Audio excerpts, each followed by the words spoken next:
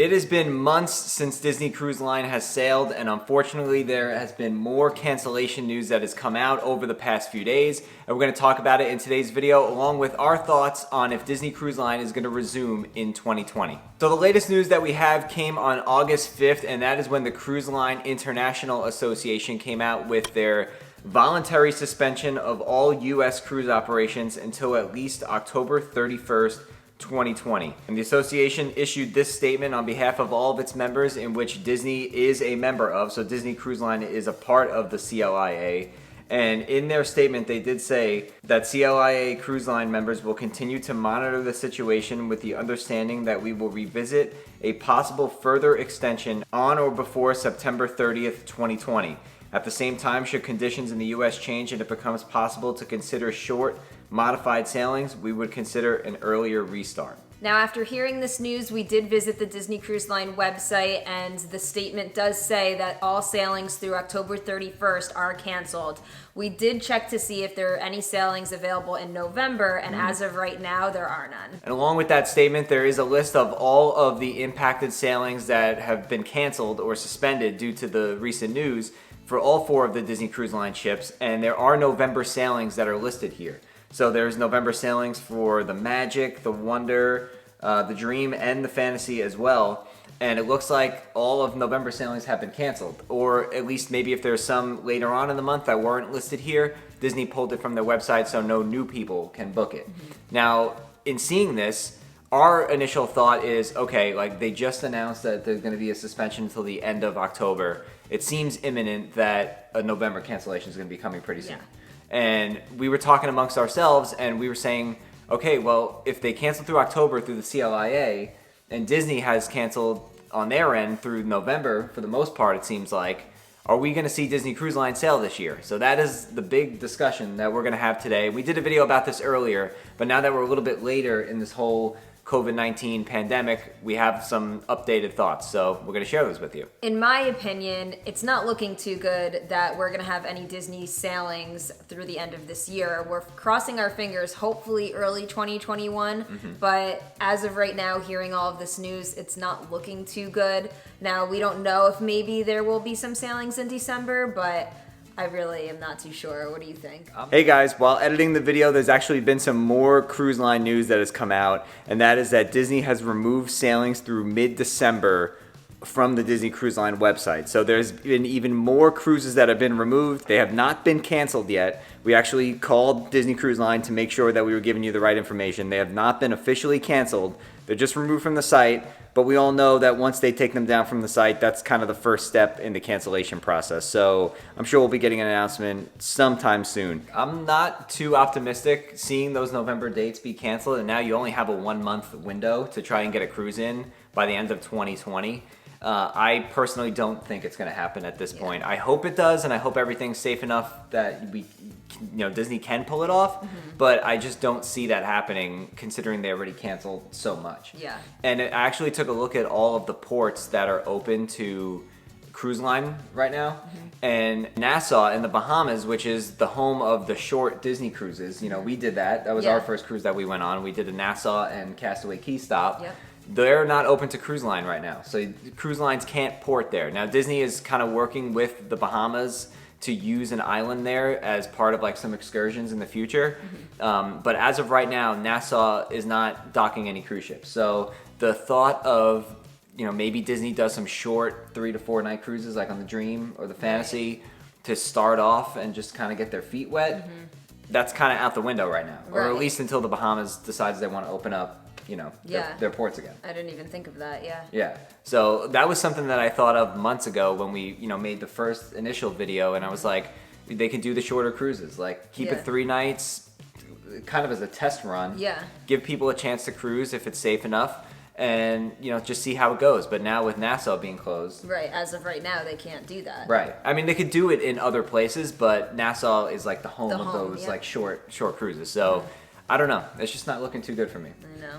We did have a little bit of positive news that came out of a cruise meeting in Galveston, Texas, the port of Galveston, which is home to Disney Cruise Line. In 2019, Disney Cruise Line signed like a 10-year extension with the port of Galveston.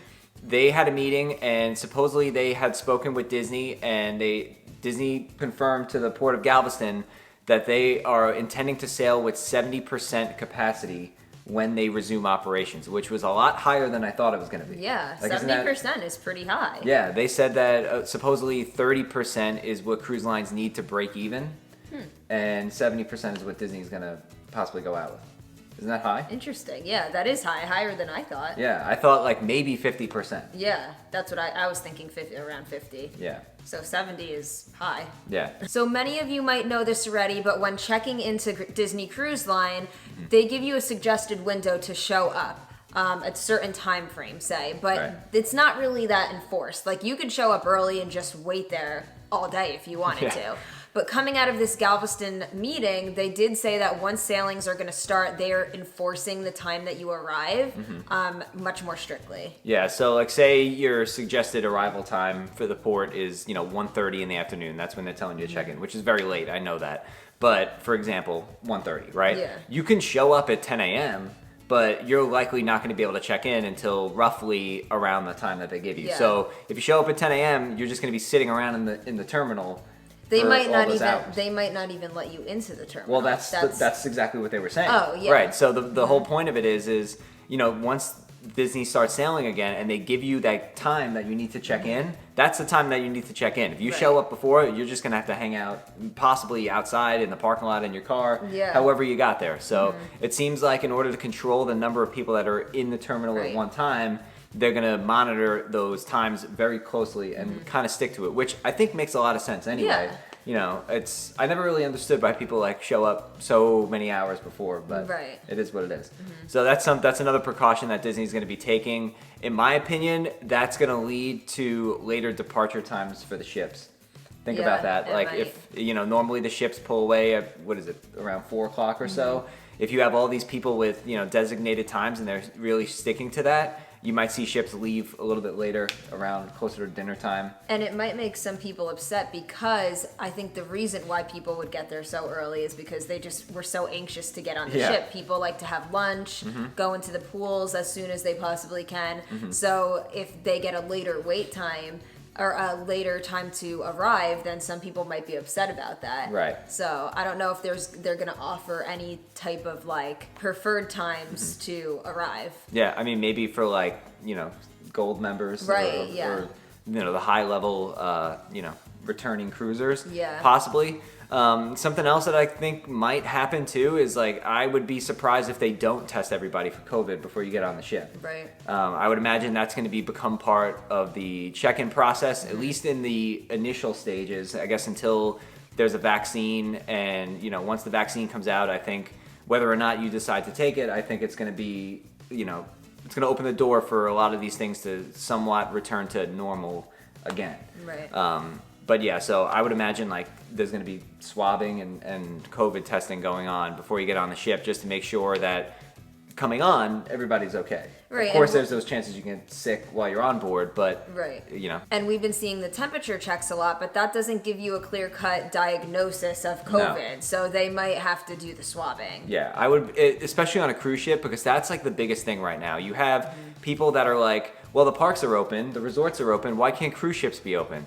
That's because everybody is so on top of each other on a cruise ship. You're all kind of confined together. Yeah, and there's only certain places you can go. Like, of course, if they lower the capacity, people can distance and all that stuff. But think about the buffets, the dining halls, like those have to be radically changed to accommodate this new world that we're living in here. And on top of the guests, like you have the crew members. We saw outbreaks on cruise ships earlier in the year from crew members that were coming back. There was some cruise ships that resumed operations over in Europe, and they had a few outbreaks with guests on it. So, I don't think it's going to be this year. Yeah. I hope it is, and I can't wait to get back on a ship, but I want to go back on it when it's the safest possible and, the best Disney Cruise Line experience that you can have too. Right. So let us know your thoughts down in the comments below. Do you think Disney's going to be coming back with cruise lining this year? Unfortunately, their hands are kind of tied because they're a part of that CLIA, and whatever that governing body decides, along with the CDC, of course, because they put out their no-sail order, which runs through September as well. do you think Disney is going to be coming back? Do you think cruising is going to be coming back in 2020? Let us know down in the comments below. And another thought before we wrap up the video is just because, it becomes 2021 in January, doesn't mean that cruising's coming back in January. So it'll be interesting to see when cruising decides to, come back, and we'll be there. Yes, we'll be there hopefully again. Soon. We're anxious to get back on a Disney cruise, but like Matt said, we want the best experience we can while also being safe. Exactly. So let us know your thoughts about Disney Cruise Line's reopening. Did you have a cruise that was canceled? Did you have an October or November cruise? Are you looking to rebook it again soon, or are you kind of holding off to see, what happens with the cruise line industry? Let us know down in the comments below. And as always, if you enjoyed this video, make sure you give it a nice big thumbs up. It really helps out the channel. And if you guys are new here, make sure you subscribe so you don't miss out on all of our Disney videos in the future. With that being said, we'll see you guys real soon.